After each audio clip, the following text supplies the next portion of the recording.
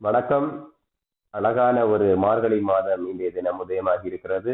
இந்த நன்னாளிலே நேசம் சேனலில் அனைவரையும் வரவேற்கிறோம். மார்கழி மாதம் என்றாலே இறைவனுக்கு மிகவும் பிடித்தமான மாதம், இறைவனுக்குரிய மாதம், அதிலும் குறிப்பாக பெருமாளுக்குரிய மாதம்.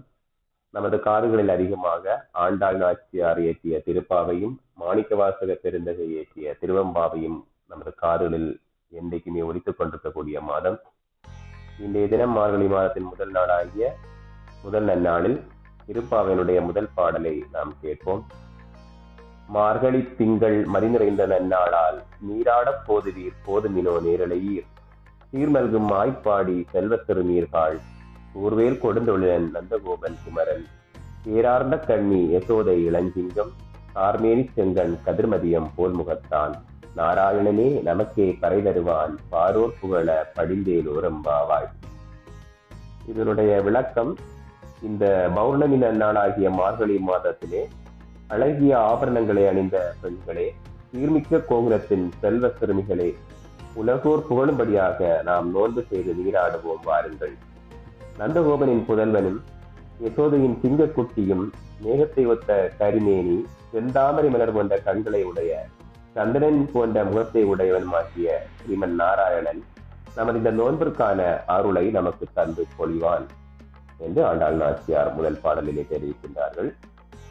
அடுத்ததாக திருவம்பாவையும் நமது காதலில் அதிகமாக கேட்கும். திருவம்பாவையை பொறுத்தவரையில் மாணிக்கவாசக பெருந்தகை இயற்றிய ஒரு அற்புதமான பாடல்.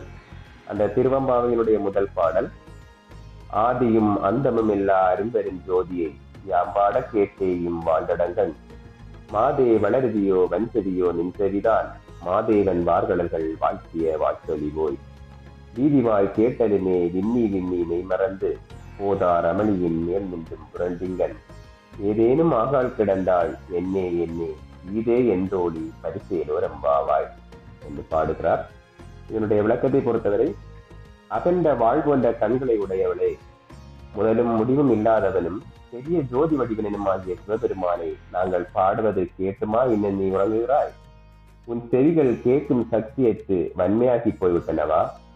மகாதேவனின் திருவடி தாமரைகளை நாங்கள் தெருவில் நின்று பாடுவதை கேட்டதும் ஒருத்தி அன்பு மேலீட்டினால் விண்ணி விண்ணி மெய் மறந்து படுக்கையை விட்டு புரண்டு சேலத்து கிடந்தாள்.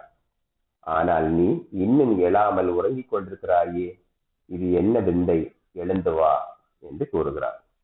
அதாவது திருப்பாவையும் திருவம்பாவை ஆகிய ரெண்டுமே நம்முடைய இறைவனை நாம் வணங்குவதற்காக, போட்டி துதிப்பதற்காக பெண்களை எழுப்புவது அப்படிங்கிற விதத்தில் பாடப்பட்டிருக்கிறது. இன்றைக்கு முதல் நாள் என்பதால் முதல் 2 பாடல்கள், திருவப்பாவின் ஒரு பாடல், திருவம்பாவை ஒரு பாடலை நாம் கேட்டோம். அடுத்த நாட்களில் அடுத்த பாடல்களை நாம் கேட்கலாம். நன்றி.